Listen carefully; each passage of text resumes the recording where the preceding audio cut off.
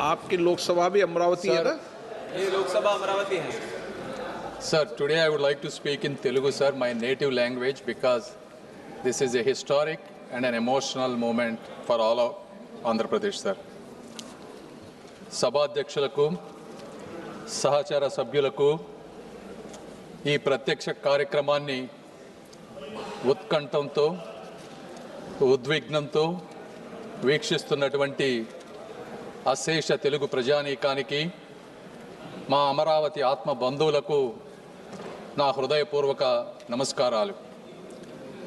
ఆంధ్రుల కలల రాజధానిగా అమరావతికి చట్టబద్ధత కల్పిస్తూ అమరావతి ఆంధ్రప్రదేశ్కు ఏకైక రాజధాని అని ప్రస్తావిస్తూ దేశంలోనే మొట్టమొదటిసారిగా రాజధానిని నిర్మించే ఈ చారిత్రక ఘట్టంలో అమరావతి బిడ్డగా ఈ సభలో ప్రసంగించటం నాకు అదృష్టంగాను గౌరవంగాను భావిస్తున్నాను.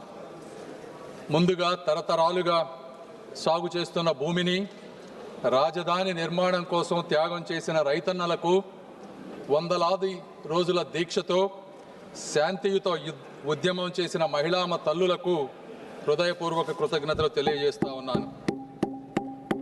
సార్, కృష్ణానది ఒడ్డున ఆంధ్రప్రదేశ్ నడిబొడ్డున ఉత్తర దక్షిణ ప్రాంతాలకు సమాన దూరంలో 3000 సంవత్సరాల నాగరికతకు నిదర్శనం ఈ అమరావతి. శాతవాహనుల సామ్రాజ్యానికి సాక్ష్యం ఈ అమరావతి. సంస్కృతి, శాంతి, విజ్ఞానానికి యుగయుగాల నిలయం ఈ అమరావతి.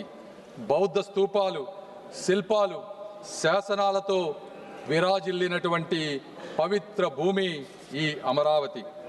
అలాంటి అద్భుతమైన ప్రాంతాన్ని ఒక్క రూపాయి ఖర్చు లేకుండా, ప్రపంచంలో ఎక్కడా జరగని విధంగా, ఎవరిని నొప్పించకుండా, ఎవరిని కదిలించకుండా 60 రోజులలో 29,000 రైతుల స్వచ్ఛంద భాగస్వామ్యంతో 34,000 ఎకరాల భూమిని సేకరించి అమరావతి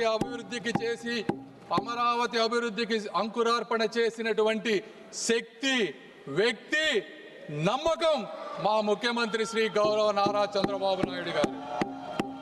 సార్, ఈ నమ్మకం ఒక్క రోజుతో వచ్చినటువంటి నమ్మకం కాదు.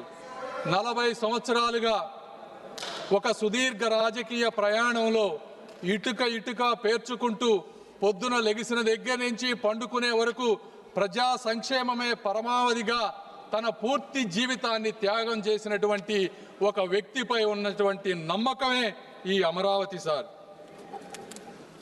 ఆ వ్యక్తిని నమ్మి, రాష్ట్ర హామీని నమ్మి ప్రపంచ స్థాయి రాజధాని వస్తుందని తమ పూర్వీకుల జీవనాధారాన్ని అక్కడ రైతులు వదులుకున్నారు. సార్, 2019 ఆంధ్రప్రదేశ్ జరిగినటువంటి సార్వత్రిక ఎన్నికల్లో ఆ రోజు ఉన్నటువంటి జగన్మోహన్ రెడ్డి గారు పాదయాత్ర చేసి ఊరు తిరిగి ఈ ప్రాంతం చిన్న ప్రాంతం, ఇక్కడ 3 రాజధానులు సరిపోవు, ఈ అమరావతిని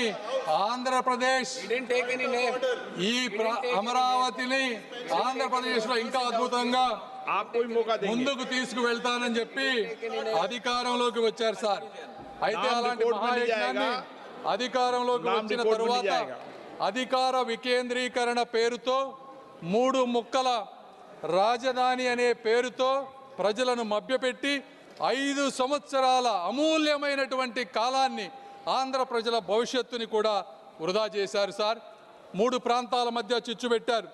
సార్, నేను ఇక్కడ చాలా బాధతో కొన్ని విషయాలు చెప్పాలనుకుంటా ఉన్నాను.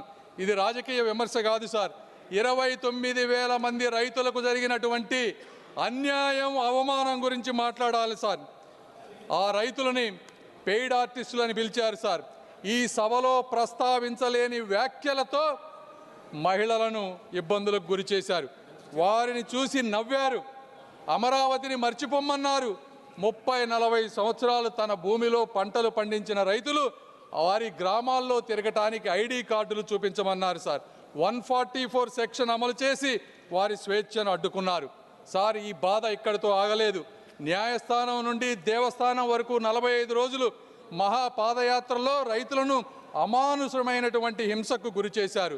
మేకులతో ఉన్నటువంటి లాఠీలతో వారిని కొట్టారు. సార్, గర్భిణీ మహిళలపై బూట్ల కాళ్లతో తన్నారు.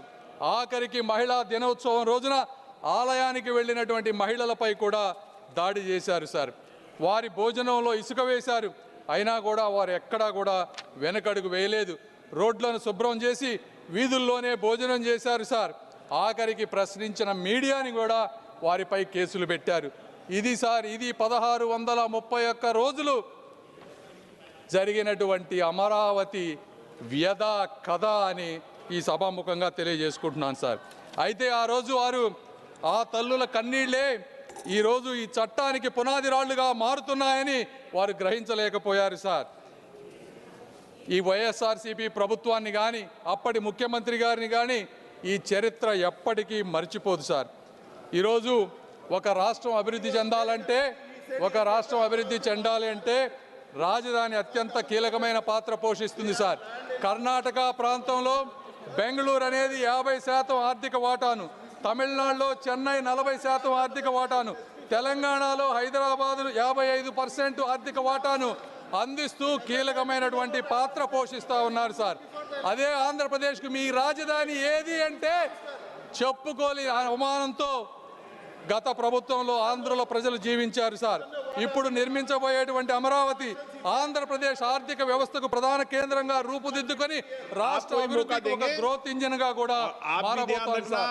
సాధారణంగా అభివృద్ధి అంటే భూసేకరణ పరిహారం మాత్రమే. आप भी ध्यान रखना जो सदन के सदस्य नहीं हो तो आप पूर्व के विषय को नाम मत लो और रख दो. आप भी मत लेना, ये भी नहीं लेंगे. चलिए. సార్, కానీ ఆర్థిక వ్యవస్థలో మొట్టమొదటిసారిగా ఒక పేద రైతుని భాగస్వామ్యం చేసి ఆర్థిక అభివృద్ధిలో వారిని కూడా ముందుకు తీసుకువెళ్ళేటువంటి మార్గం ఈ అమరావతి దేశానికి చూపించింది సార్. 2014 ఆంధ్రప్రదేశ్ పునర్వ్యవస్థీకరణ చట్టం ఆ రోజు రాష్ట్రానికి ఒకే రాజధాని ఉండాలని నిర్దేశించింది సార్. అయితే ఆ సమయంలో ఆ రాజధాని ప్రాంత పేర్కొనకపోవటం వల్ల చట్టపరమైనటువంటి అనిస్థితి రాష్ట్రంలో రాజకీయ అస్థిరతకు దారితీసింది.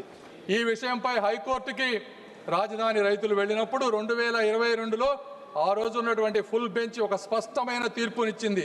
రాష్ట్ర రాజధాని నిర్ణయించటం లేదా మార్చటం వంటి అధికారాలు రాష్ట్ర అసెంబ్లీ పరిధిలోకి రావని, ఆ అధికారం కేవలం పార్లమెంటుకు మాత్రమే ఉందని స్పష్టం చేసింది. దాని ఆధారంగా ఆంధ్రప్రదేశ్ కేబినెట్ ఆంధ్రప్రదేశ్ రాష్ట్ర రాజధాని అమరావతి అనే ఏకంగా తీర్మానం చేసింది. అధ్యక్ష, పెట్టుబడి మరియు అభివృద్ధి అనేది ఒక కీలకమైన అంశంపై ఆధారపడి ఉంటాయి. సర్టనిటీ, స్టెబిలిటీ అనేది కావాలి. రాజకీయ అస్థిరత్వానికి రుణాలు ఇవ్వవు సార్. ఈరోజు దాదాపు 56,000 కోట్ల రూపాయలతో 91 మౌలికమైన అత్యంత ముఖ్యమైన మౌలికమైన ప్రాజెక్టులు అమరావతి నిర్మాణంలో జరుగుతూ ఉన్నాయి సార్.